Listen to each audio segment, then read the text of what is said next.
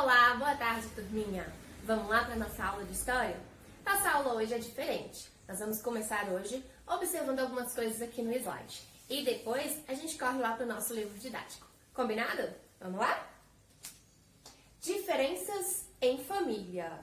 E aí, você já parou para pensar como são as famílias ao seu redor? E a sua família? Já notou todas as características físicas, todos os hábitos e costumes? Olha só. Como é sua família? Fala aí pra mim. Quantos membros você tem na sua família?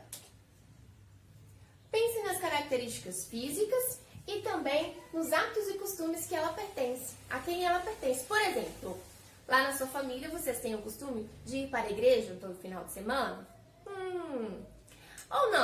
Ou não vão para a igreja? Tem outro tipo de ação que vocês fazem toda semana? Algum hábito na hora de comer, na hora de se alimentar? Se sentam à mesa? Tudo isso a gente tem que observar. Fora as diferenças físicas, também tem os hábitos e costumes. Você já notou como as famílias são diferentes ao nosso redor? Pois é, aqui no Brasil isso é muito comum, porque o Brasil tem muita diversidade. Nós somos a mistura de vários povos, desde os tempos lá da colonização, que vieram os portugueses para cá e depois se misturaram com os índios. Lembra que nós discutimos isso numas aulas atrás? Pois é, se a gente quiser determinar as características físicas de outros países, por exemplo, nós podemos. Os japoneses, como são os japoneses? Me diga aí uma característica física de um japonês. Pois é, nós podemos determinar. Mas e o Brasil? Tem como determinar uma característica física do pessoal aqui do Brasil? Nós somos misturados, muita diversidade. Então agora nós vamos entrar na nossa matéria, ok? Diferenças em família, lá no nosso livro didático. Vem comigo! E aí nós temos aqui nossa página do livro. Muito bem! Capítulo 2, Diferenças em família. Nós podemos observar aqui a foto de uma família indígena. Aqui na nossa legenda da foto nós temos família indígena reunida da aldeia Bacaval, Campo Novo, em Parecis, no Mato Grosso. Nós temos uma família com 4 pessoas, certo? Então vamos descer aqui para a próxima página, que é a nossa página 11. Temos mais fotos de famílias. Família que é uma família síria, que está jantando aqui, uma família bem numerosa, né? Pai, mãe, filhos. E outra família também muito numerosa, que é uma família de agricultores. Muito bem, lá na Bahia, ok? Depois de observar essas fotos, nós vamos lá para iniciar, que é a conversa com os colegas e os professores, que a gente sempre faz esse debatezinho, né, gente? O que as imagens têm em comum? O que as imagens têm em comum é que são fotos de famílias, né? Famílias reunidas. Então, nós temos 3 fotos de famílias aqui que estão reunidas, que são pais, mães e filhos, ok? Vamos lá. Você nota a diferença entre as famílias retratadas? Quais? Quais são as diferenças que nós podemos observar? Um ponto seria a quantidade de membros da família, né? Nós podemos ver que são diferentes os números, uma é bem pequena, a outra é bem numerosa e tal. Outro ponto que nós podemos observar também é a questão social, né? A questão econômica, socioeconômica. Nós podemos ver que essa família síria aqui tem um pouco mais de poder aquisitivo, um pouco mais de dinheiro, vamos falar assim, do que as outras famílias. No caso, a família de agricultores aqui, e a família de indígenas, né? Que é a forma como eles estão aqui dispostos, né? Onde eles estão, onde que eles moram, né? O local que eles moram e tudo mais, já nos dizem isso, nos passam essa ideia. Vamos lá. Imagine um encontro entre as famílias. Como você acha que seria a conversa entre eles? Como você acha que eles conversariam uns entre os outros? Vocês acham que eles teriam muitas afinidades, por exemplo? Teriam assuntos a conversar? Responde aí no seu caderno, é uma resposta pessoal. Vocês vão responder aí, essa resposta eu quero que vocês coloquem no seu caderno, tá bom? Quero saber a opinião de vocês. Nós vamos então para a nossa página 12, com um subtítulo assim: Você já notou como as famílias são diferentes? Isso aí a gente já discutiu lá nos nossos slides, né? Nós sabemos que o Brasil é um país de diversidades, um país onde muitos povos vieram para cá desde a colonização do Brasil. Então, houve a mistura de culturas, a mistura de raças, né?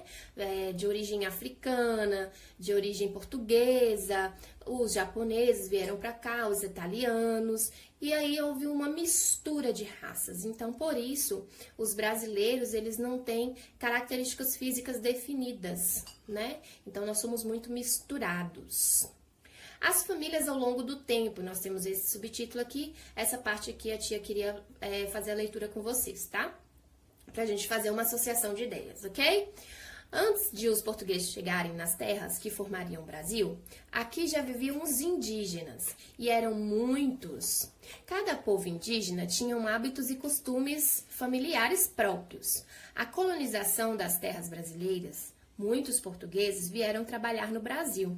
Eram comerciantes, agricultores, militares e pessoas de muitas outras profissões. Com o passar do tempo, muitos que tinham família em Portugal trouxeram os familiares e quem não tinham constituiu família aqui.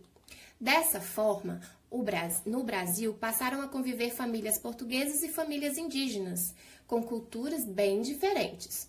O jeito de trabalhar, de se vestir, de se alimentar, de educar as crianças e de morar, por exemplo, eram muito diferentes entre os portugueses e os indígenas que viviam aqui. Durante mais de 300 anos, africanos foram trazidos ao Brasil de maneira forçada para trabalhar como escravizados, certo? Isso aí a gente já sabe na história, né, pessoal? Os africanos, assim como os portugueses que para cá vieram, também formaram famílias aqui.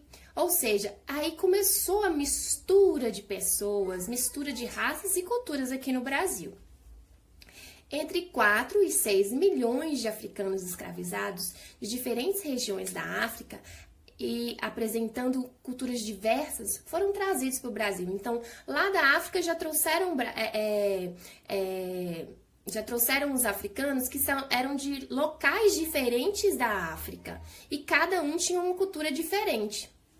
Aí, das famílias indígenas e das portuguesas, eles misturaram, ou seja, os seus hábitos, suas danças, comidas, vestimentas, entre outros aspectos, que não eram iguais nos dos indígenas e nem dos portugueses, foram misturando. Então, assim, houve uma junção de cultura, né? Juntaram as culturas.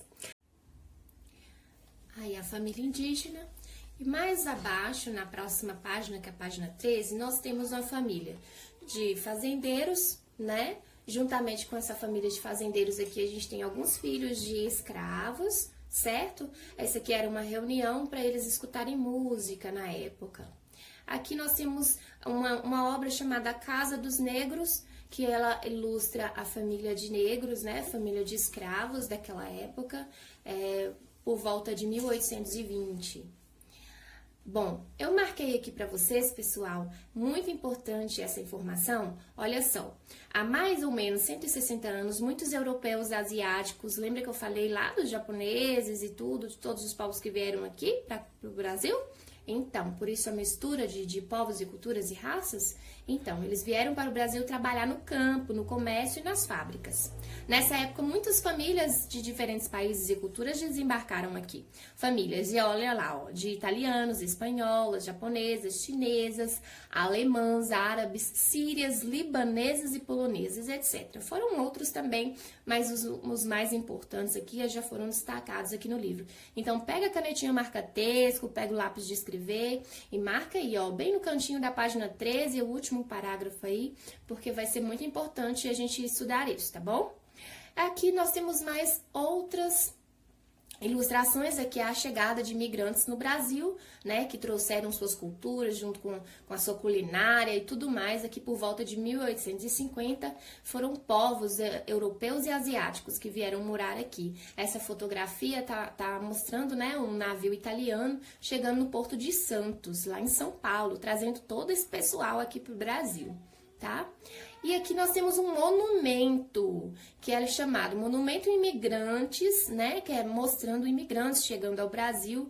É uma escultura em homenagem aos italianos que foram habitar na cidade de Salto, em São Paulo, tá? Agora, a tia quer que vocês, depois dessa associação de ideias, dá mais uma revisada na matéria e responda pra tia essas páginas aqui, ó, a página 15 e a página 16, tá? Eu quero que vocês respondam pra mim, envia pra tia no WhatsApp, tá? Qualquer dúvida, a tia tá à disposição de vocês, tá? Depois de toda essa associação de ideias, a gente vai colocar em prática o que a gente aprendeu, combinado? Um beijo e até a próxima!